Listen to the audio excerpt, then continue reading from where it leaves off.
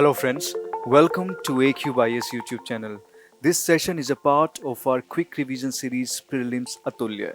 In today's session, we'll talk about political executive. Now, before we dive into the details regarding this topic, let me ask you one question. Who makes important decisions in your family? Perhaps your father. And if you are working in a company, if you are working in a formal group, you must have seen that some people frame the laws, some people frame the laws and rules at the organizational level. And some people who are executives, they implement those laws, those rules at the organizational level. In the same manner, at the political level, we have three organs. Okay, there are three organs of the government. First, legislature. Second, executive. Third, judiciary.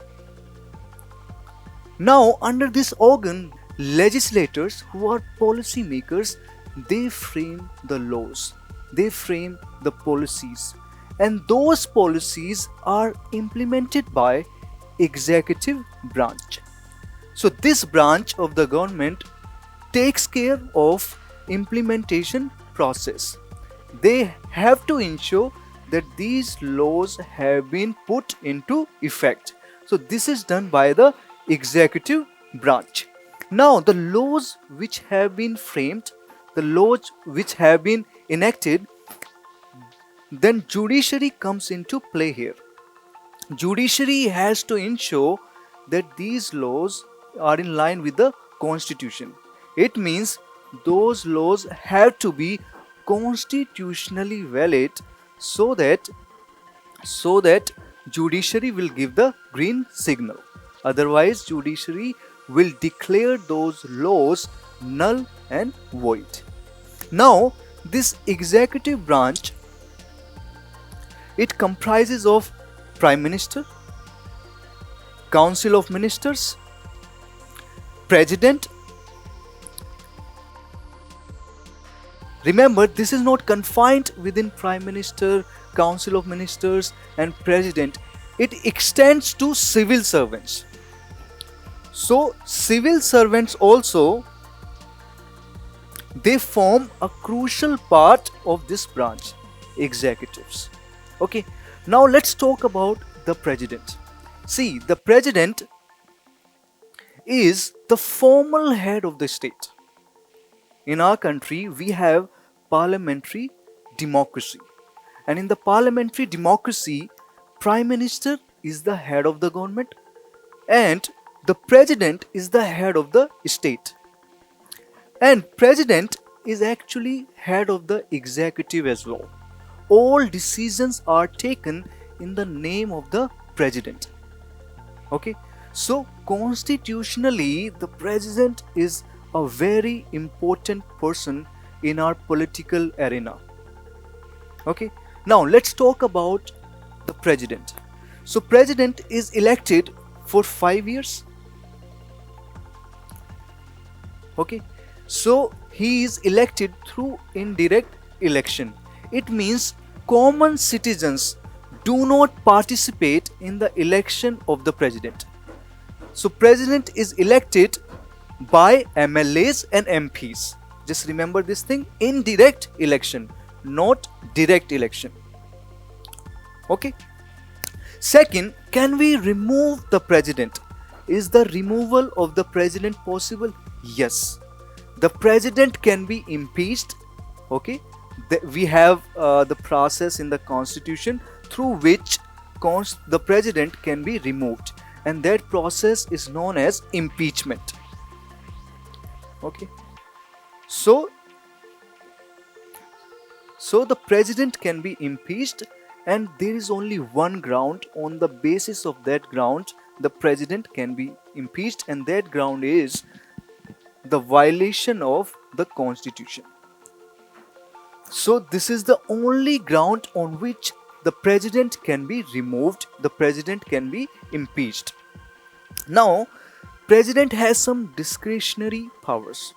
Although the head of the government is the President and president is merely the formal head of the state. But the president has got some discretionary powers. So what are those powers? First, in the Lok Sabha election, if there is no clear majority, it means nobody has the clear majority. 2 or 3 political leaders, they are claiming the majority. In that case, president has the power to choose the leader of the government. Okay, so president has the power to choose the prime minister. So, and the decision of the president will be final. So this is the first discretionary power that president has. Second,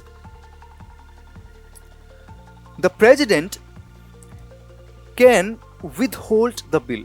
Suppose a bill has been passed by the parliament. Okay, now this bill needs the assent of the president. So this bill can come into effect only when we have the president's assent. Now the constitution does not mention the time limit within which the president has to give the assent. So it is entirely up to the president. President can take its time and he can withhold the bill. This is called veto power. Okay.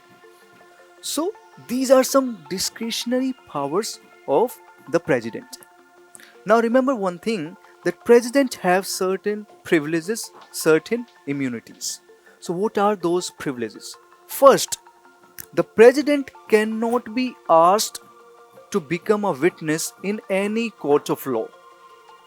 Okay, so he cannot be asked to produce himself as a witness. Second, he is not answerable to any court of law. And third, during his tenure, he cannot be arrested. And remember one thing, even the civil proceedings cannot be instituted against him during his tenure. But in the case of civil proceedings, 2 months prior notice has to be given to president. So these are some privileges which the president has. Now, in case of the vacancy in the office, if the office of the president falls vacant, in that case, the vice president can take over the charge. Remember this thing. And I'm going to tell you a few facts about vice president. That vice president is elected for 5 years. Okay. And the method of election of the vice president, it is also similar to the president. The only difference is that state legislatures do not participate in the election of the vice president. This is the only difference. Because in the election of the president, state legislatures, they participate. But in the case of the vice president, state legislatures do not participate. Second, the impeachment of the president, you need special majority.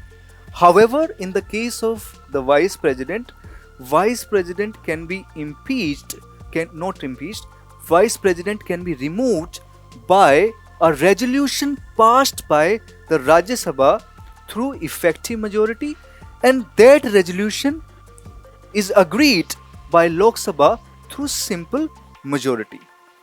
Okay. And remember one thing, that vice president is also the ex officio chairman of the Rajya Sabha. So this is another important point that you must know.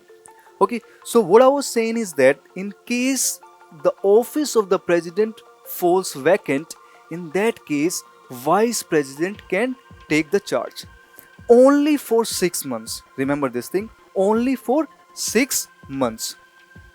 So within these 6 months, the election to the office of the president must take place. Okay, so just remember that for 6 months, vice president can take the charge of the office of the president.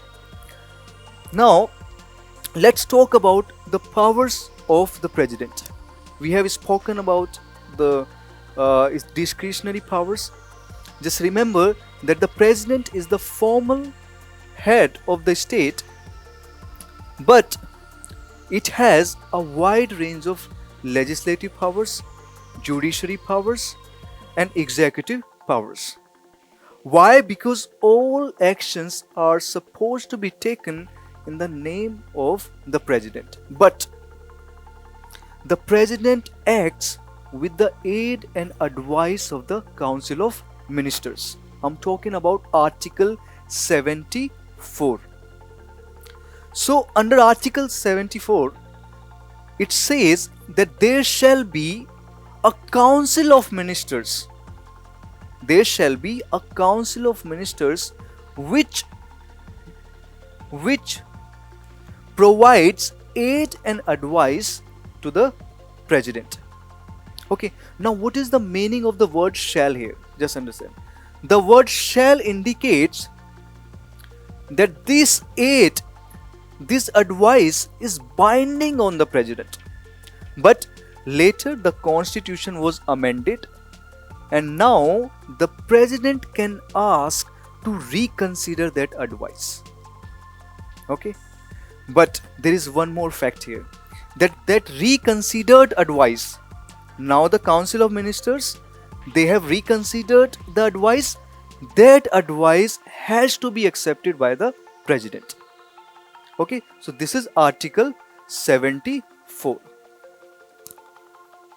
Okay, so we have already discussed discretionary powers and we have discussed the Article 74. Now let's talk about the Prime Minister. See, when we talk about politics, no discussion related to politics is possible without the Prime Minister. The Prime Minister's name has to come up in the discussion. And the Prime Minister is the most powerful functionary in our country and most important person in the political arena. Now, Prime Minister is the head of the Council of Ministers. Okay, and Prime Minister assigns the portfolios to all these ministers. Okay, so after the election, once the Prime Minister is chosen, then Prime Minister decides that who will take the charge of different ministries. Now there is one more fact that you must know about President, is that President needs the support of other legislators in the Lok Sabha. Okay, so support is very important for the Prime Minister. So Prime Minister, this post will collapse once that support of the majority is withdrawn. Okay, so the support of the majority is requisite for the Prime Minister. That's why this post is very powerful, because this post is backed by the majority of legislators. Okay, now let's talk about the bureaucracy. See, bureaucracy, it is a branch, it is a part of executive. Okay, so we have ministers, they frame the policies, and these ministers are assisted by the bureaucrats. Okay, so these bureaucrats, they are responsible for the implementation of those policies. Just remember this thing. Now we use the word civil servants. Actually, civil service, this name, it distinguishes between the administrative machinery and military service. That's why we use the word civil service. Now these civil servants, they are supposed to be politically neutral. Although they work with political leaders, but they have to be politically neutral. They cannot have a public opinion. They cannot have a political opinion. They merely have to follow the policies which have been enacted, and they have to implement them. This is the only work they have to do. Okay, now these are non-elected officials. They are chosen through a specialized procedure, okay, UPSC exam. And the political leaders, ministers, we already know that those are elected. Okay, so bureaucrats are non-elected officials. So all these points are very important for your mains as well as prelims. And I have provided the notes. You can download these notes and you can revise for your upcoming prelims. And this topic is extremely important for your upcoming prelims. We are expecting at least one question from the political executive itself. So if you have liked our initiative, you can subscribe our YouTube channel for more such videos. You can follow our social media platforms for daily current affairs content. And if you have any suggestions, you can mention in the comment section. We'll try to incorporate those suggestions. So that's all. I'll see you in the next session soon. Bye bye. Thank you.